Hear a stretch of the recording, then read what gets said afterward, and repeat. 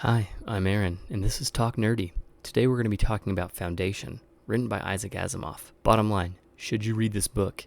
Yes.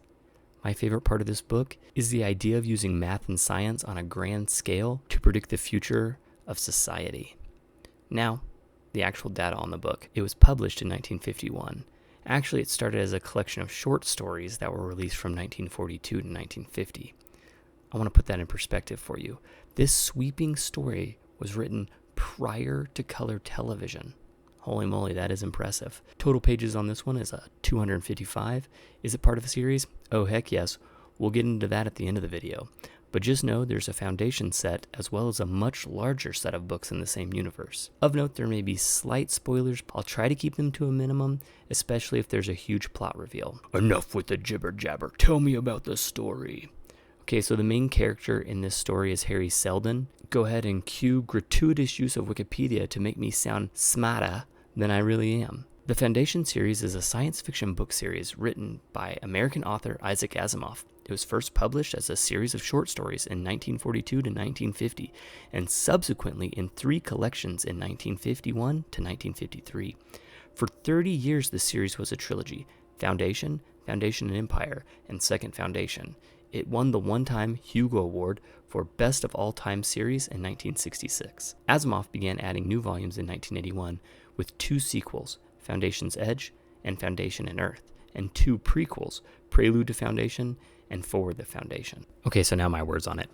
In a distant future where the original location of the Earth has been unknown to society for at least 12 years, or maybe even 50 or something, Harry Seldon has spent his entire life working on this concept called psychohistory, which does several things, but largely it uses statistical laws to predict the future of large populations, which is great because he's living in the days of a declining galactic empire.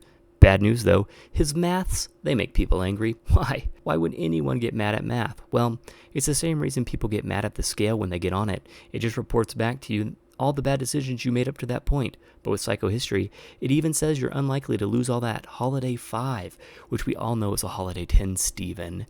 You aren't fooling me. Sorry, back to the book.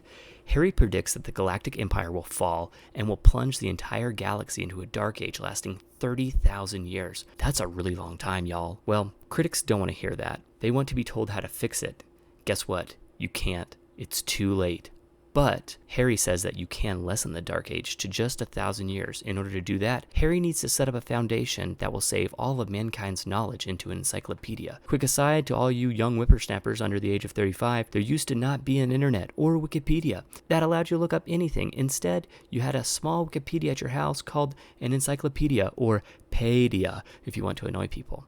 Harry convinces the crumbling government to provide him with a group of workers that are then banished to the end of the universe to a planet called, get this, Terminus. Clever, huh? Okay, so here's where the book gets interesting, and the original short story nature of it really takes over. We time jump 50 years into the future, where Seldon is now dead, but luckily, he's recorded a little TikTok for the people of Terminus. Harry tells the encyclopedists that the entire reason for their work was a bold-faced lie. Oh snap, now what? Well, he tells them that they will start to face crises, and while he can't tell them exactly what to do, they should remember there are 2 foundations, and that kicks off the rest of the book series. Salvador Hardin is the governor of Terminus during that time and suggests a way forward. Okay, that's about as much of the book that I want to give away in pure plot setup, but if you wanted the rest of the information, you can just go to the Wikipedia page. Why you should read this book?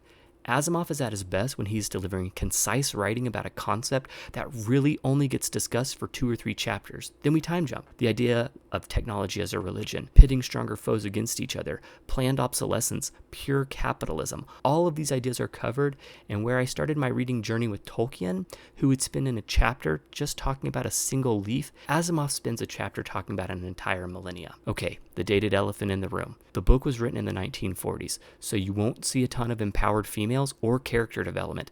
But to be fair, classic science fiction was very seldom, or Seldon, about character development, but was about exploring a concept and then leaving you to think about it after the book was over. This is a classic you should read. It clearly has the staying power. I mean, shoot, Apple just made a show about it.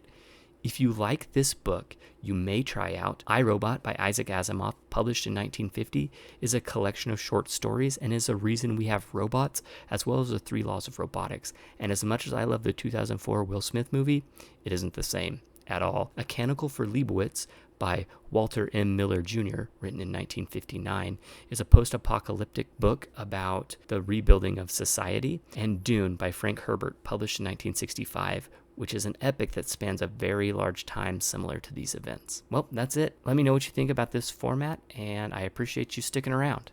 Hey, I'm not going to hold the fact that I'm over the 5-minute mark against myself, because the rest of this is just suggestions for you as you move forward. I did say that I would talk about it at the end of my video, so here it is. The following works are listed in chronological order by narrative for things that are part of the Foundation universe: the Robot series, Positronic Man, Nemesis, the Robot series themselves, so Mother Earth, Caves of Steel, Naked Sun, Mirror Image, Robots of Dawn, Robots and Empire, which by the way I absolutely love, and they're super easy reads. Galactic Empire series, The Stars Like Dust, The Currents of Space, Pebble in the Sky, and Blind Alley. Foundation series, which has Prelude to Foundation, Forward Foundation, Foundation, Foundation and Empire, Second Foundation, Foundation's Edge, Foundation and Earth, and The End of Eternity. Yeah, that many books, all in one series, or at least loosely tied together. It's a very cool series, and very enjoyable. Check it out. If you made it this far in the video, thank you. I really do appreciate it. You have the special opportunity to comment down below and let me know what you think of these videos, what you think of the format. I'm intentionally keeping audio and not really gonna show my face very much on this channel. It's not that pretty. Have a great day.